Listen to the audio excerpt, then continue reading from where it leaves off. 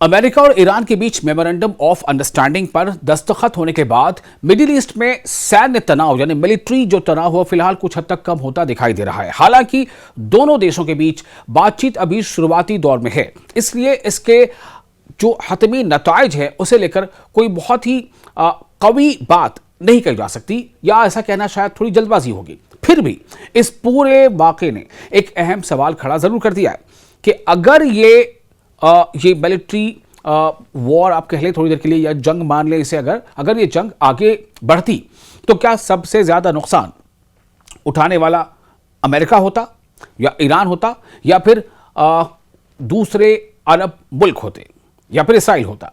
इस सवाल पर जो माहिरीन है उनकी अलग अलग राय सामने आ रही है। फारस की खाड़ी के अरब देशों को चिंता है। फारस की खाड़ी के जो भी वहां अरब कंट्रीज हैं उन्हें इस बात की फिक्र है कि अमेरिका और ईरान के बीच जारी बातचीत से तेहरान को कहीं ज्यादा यानी सोच से कहीं ज्यादा रियायतें मिल सकती हैं, जिससे इलाके में उसका असर और मजबूत हो जाएगा। यह बात कहीं ना कहीं चर्चा में है, जबान पर है। खासतौर पर MOU में यानी मेमोरेंडम ऑफ अंडरस्टैंडिंग में ईरान के बैलिस्टिक मिसाइल प्रोग्राम पर किसी साफ पाबंदी का उसमें इशारा नहीं मिलता है। उनकी चिंता इस वजह से और ज्यादा बढ़ जाती है, उनकी फिक्र बढ़ जाती है। यही मिसाइलें हालिया दिनों जो एक संघर्ष चला, जो अभी बहरानी कैफियत थी अमेरिका और ईरान के बीच, तो इस दौरान क्या हुआ कि खाड़ी देश जितने भी हैं, खलीज मुल्क हैं, उन पर यही मिसाइलें दागी गई थी, जिससे जान माल का भी भारी नुकसान हुआ था उनमें अरब के देशों को। दिलचस्प बात यह है कि जंग के दौरान डोनाल्ड ट्रंप एडमिनिस्ट्रेशन ईरान की मिसाइल कैपेबिलिटीज को खत्म करना अपने अहम टारगेट्स का वो हदफ बताते थे कि हमारा हदफ है कि मिसाइल प्रोग्राम को हमें तबाह करना है। हालांकि बाद में पेरिस दौरे के दौरान डोनाल्ड ट्रंप ने अपने रुख में कुछ नरमी दिखाते हुए कहा कि अगर दीगर मुल्कों के पास बैलिस्टिक मिसाइलें हैं तो ईरान को भी एक लिमिटेड लेवल पर ऐसी ताकत रखने से महरूम रखना ये मुनासिब नहीं होगा। यानी कि डोनाल्ड ट्रंप के इस बात पर थोड़ी नरमी कि ईरान के पास बैलिस्टिक मिसाइल हो या ना हो। अब आपको ये बताते हैं कि बहुत सारे ऐसे माहिरीन हैं जिनमें से एक का नाम है एसोसिएट प्रोफेसर एंड्रियास क्रेग। इनके बारे में आपको बता दें, ये एक बहुत ही मशहूर कॉलेज है, किंग्स कॉलेज लंदन सिक्योरिटी, और उसमें ये वहाँ पर प्रोफेसर हैं। उनका मानना है कि ईरान का मिसाइल प्रोग्राम अब भी खलीजी मुल्कों के लिए एक बहुत ही संजीदा उनके लिए एक चैलेंज बना हुआ है। हालांकि उनका यह भी कहना है कि इन मुल्कों की जो क़यादत है, या जो क़यादत के जो पूरे इसके जो अपने एक सिस्टम है, इस बात को समझती है कि ईरान के पूरे मिसाइल भंडार को ख़त्म करने की मांग किसी भी कामयाब समझौते में सबसे बड़ी रुकावट ही बन सकती है। तो अब इन प्रोफेसर के मुताबिक खाड़ी देशों को अपनी सुरक्षा, अपनी हिफाजत और उसको लेकर जो स्ट्रैटेजी है उसे और मजबूत करना होगा। इसके लिए उन्हें अपने सबसे जो अहम बुनियादी जो इंफ्रास्ट्रक्चर हैं उन्हें महफूज रखना होगा, और साथ ही मिसाइल डिफेंस सिस्टम का उन्हें इसको एक्सपैंड भी करना होगा। साथ ही इंटरसेप्टर मिसाइलों की जो ताकत है उसे बढ़ानी होगी, उसका जो भी उनके पास एक लेवल है उसे बढ़ाना होगा। साथ ही मुस्तकबिल में सीधे मिलिट्री टकराव से बचने के लिए तेहरान के साथ डायलॉग का रास्ता हमेशा के लिए बनाए रखना ज़रूरी होगा।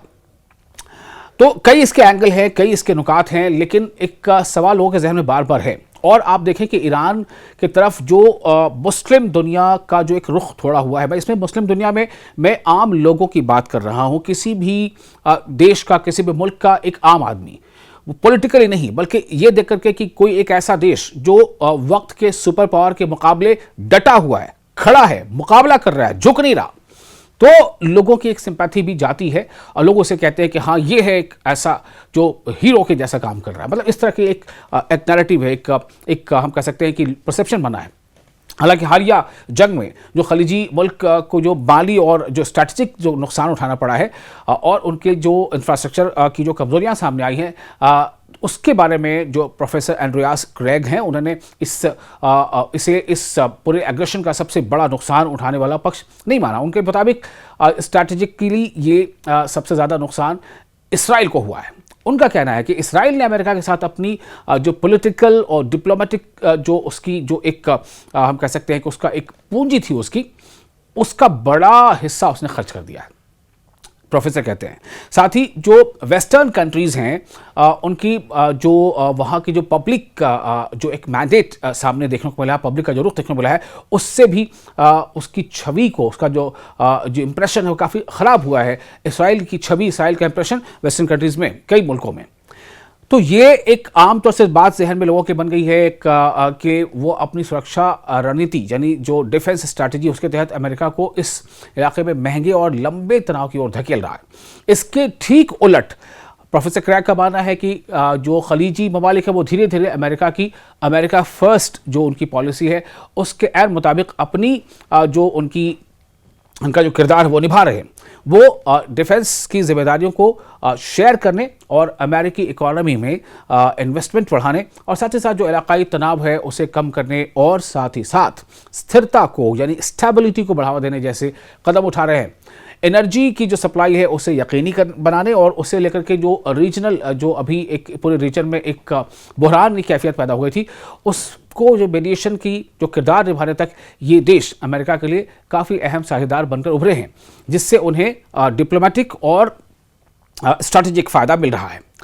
वहीं वाशिंगटन में एक बरेलिस इंस्टीट्यूट है, वहाँ के जो एक रिसर्चर है वो हसन मुनीमना, वो इस बारे में अपना एक अलग रुख करते हैं। उनके मुताबिक जो खलीजी ममालिक हैं वो इस बहरान से फ़ायदा उठाने वाले लोगों में शामिल हो सकते हैं, लेकिन इसकी वजह उनकी कोई बड़ी स्ट्रैटेजिक जीत नहीं, बल्कि असल वजह वो ये बताती हैं कि ये जंग अगर लंबी चलती तो उन्हें कहीं ज़्यादा भारी कीमत चुकानी पड़ती।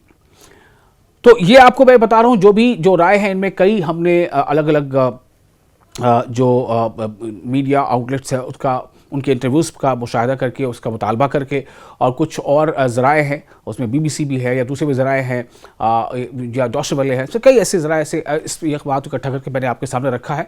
सिर्फ इसे कोशिश की है कि ताकि आप इस बात को भी आप भी गौर करें, समझें कि क्या वाकई अमेरिका ईरान के इस पूरे एग्रेशन के और तशद्दुद के दौर से अगर फ़ायदे में ईरान कुछ हद तक है तो क्या अमेरिका भी फ़ायदे में, या ईरान को फ़ायदा ज़्यादा है, या उसके मुकाबले जो अरब जो खलीजी ममालिक क्या उन्हें नुकसान है, ये सवाल ही उठ रहा है।